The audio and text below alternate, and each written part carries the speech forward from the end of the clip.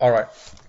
So as I was mentioning, um, I was gonna switch gears into talking about Egypt, which is also incorporated into your a potential assignment for Sunday on modernization of Egypt, impact of the West on Egypt.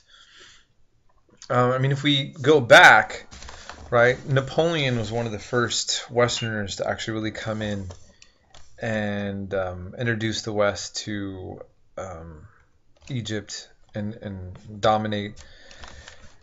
Um, okay, so the British rule. So we'll talk about that.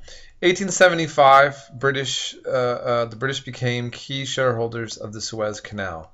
They were making a canal that was very important for cutting through um, two different oceans, right?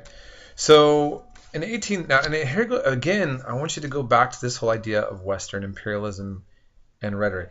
1876, under the pretext that the Egyptian ruler made default on his loans, Britain and France compelled him to let foreigners manage his finances. In other words, you're setting up someone for failure. Okay? And this then there's going to be a revolt.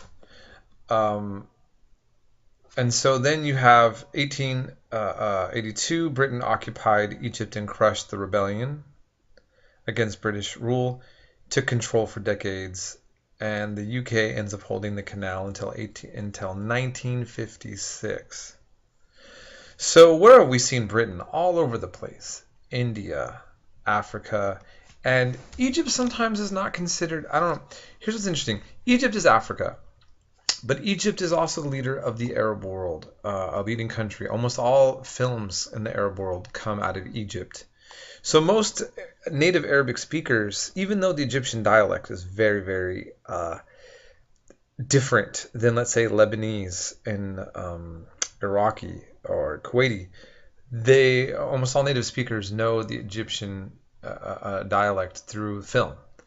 And Nasser, who we'll talk about later in a lot, and Arab nationalism really takes root in Egypt. So Egypt is really oriented towards the Middle East and the greater Arab world, while simultaneously it connects to the African, and that's been a very complex kind of like spot that Egypt has held for quite some time. Okay, so um, actually, moving on then to Congo and Belgium, Leopold's rule. King Leopold II created the Congo Free State under his rule.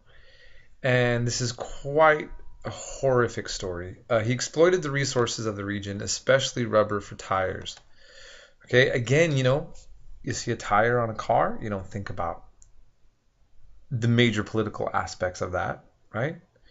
Um, he enforced quotas by mass torture, flogging, mutilations, and murder. All right? There's some estimates that 30 million people died under his rule.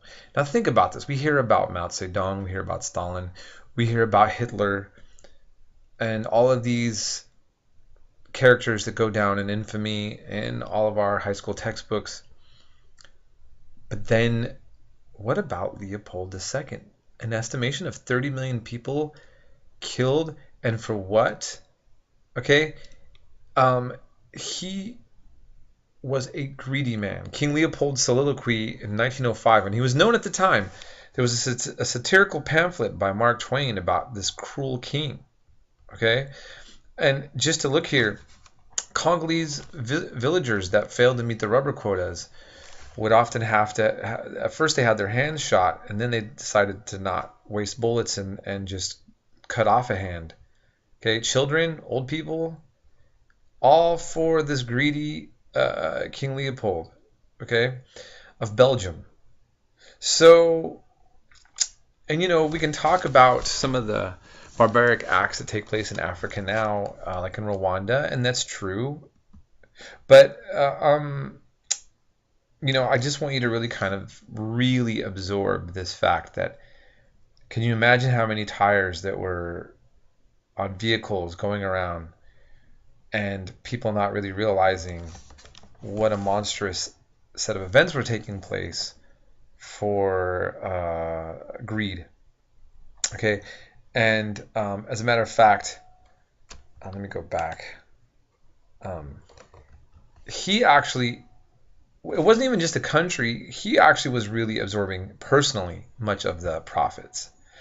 So, again, this is just a very significant history that should be known about. And so, when we see the Congo and what a terrible state it's in, again, let's just think about some of the historical context that the country's emerged from. All right. And then lastly, I'm just going to talk about today um, is Ethiopia's resistance um, to Western intervention. The Ethiopian king Menelik II was armed with modern rifles, and he defeats Italian invaders.